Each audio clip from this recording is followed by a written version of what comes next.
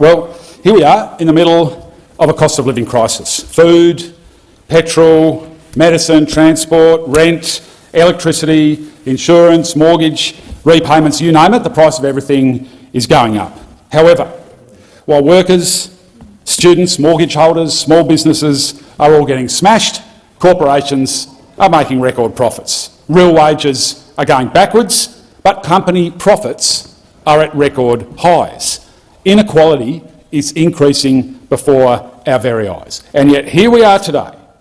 Here are the Liberals today asking the Senate to endorse a $9,000 a year tax cut for billionaires. I mean, how out of touch can you get?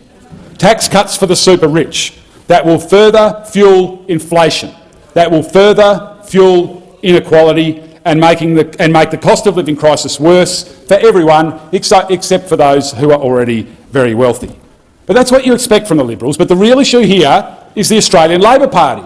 Once the party of the workers, but now just another political party for the asset-owning class. Labor senators know stage 3 is bad policy. Labor has actually never once run the argument that stage 3 tax cuts are good policy, never once, because they know that they're not. They only supported the stage 3 tax cuts for the very wealthy to neutralise the issue, to give them the best chance to win the election.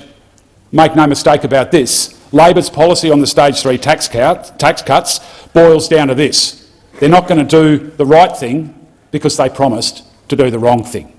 That's Labor's policy. They would rather turbocharge inequality, and for that matter gender inequality, than change their position.